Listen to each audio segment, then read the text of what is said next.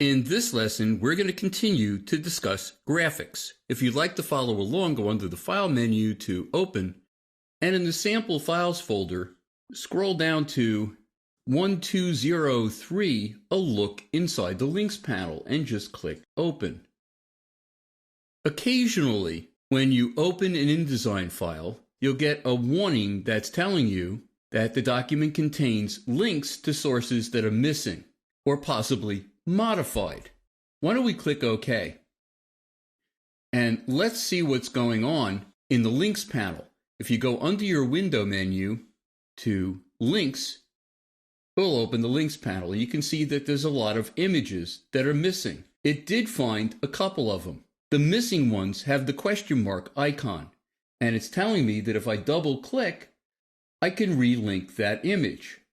All of these images are used more than once in our document. I can tell by the little disclosure arrow. If I click that, you'll see that this image is used on page 1 and 2. Let me double click on the question mark to see what happens. It's going to tell me to find this particular missing link. If I go into my Links panel to a folder that's called _1203_missing_links, the file is someplace in this folder.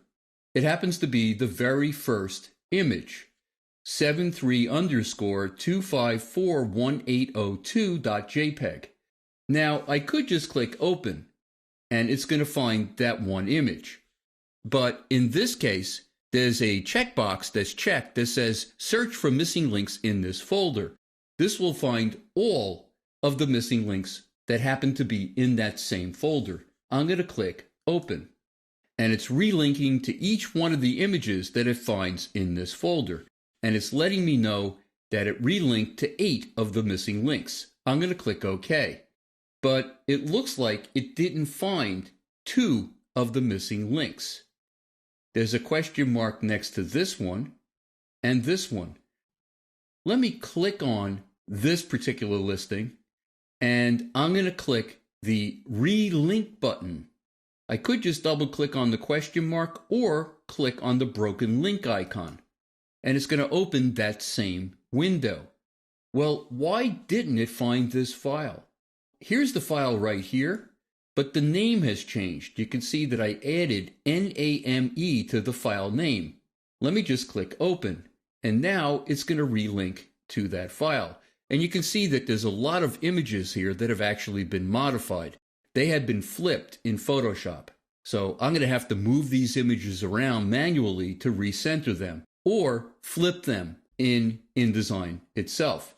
Let me select this other image and click on the Relink icon. Here's the image right here with the changed name, and I'm just going to click Open.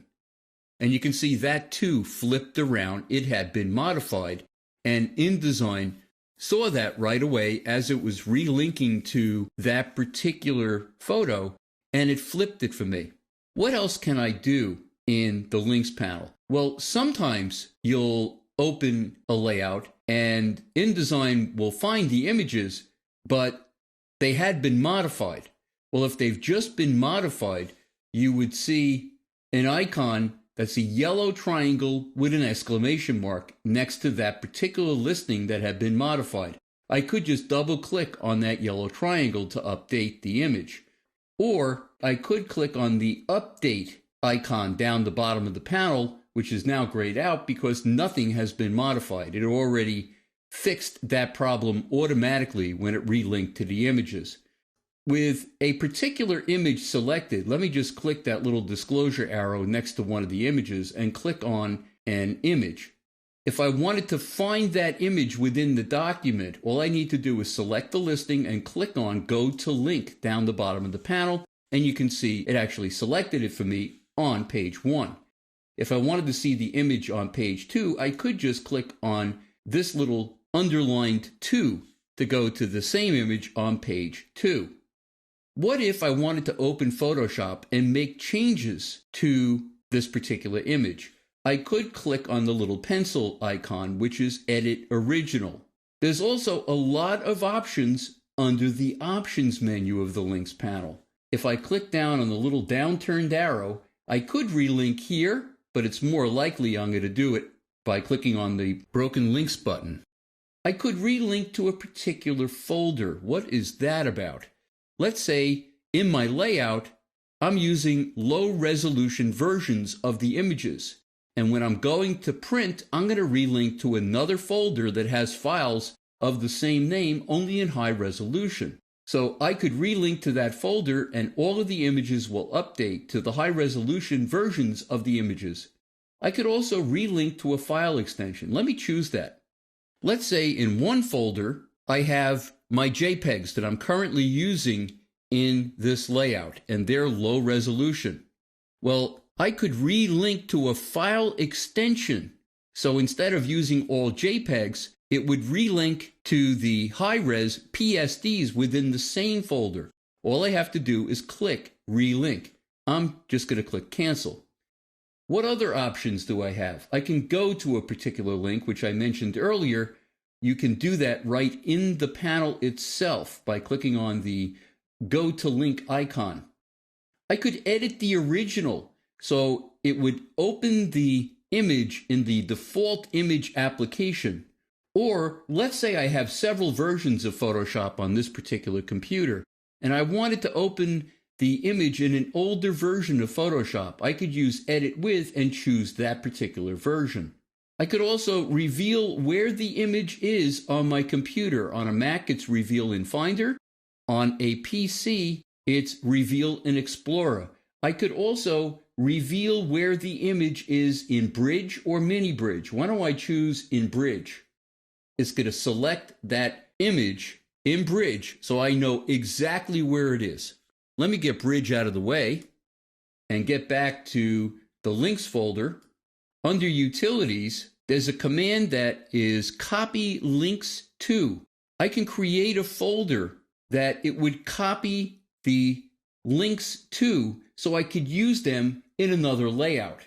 Or maybe I just want to collect the images to send them to somebody else. This is an easy way to do that. There's also a lot of information about the selected listing in the links folder. It's letting me know that it's a 72 pixel per inch image, yet it's being used so small in the layout that its effective pixels per inch is 508, which is way more than the 300 pixels per inch that are necessary for print. And it's also giving me the exact pixel dimensions and what the creator program is, and so on and so forth. There's a lot of information about this particular link or any other selected link. In the next lesson, we're going to continue to discuss graphics.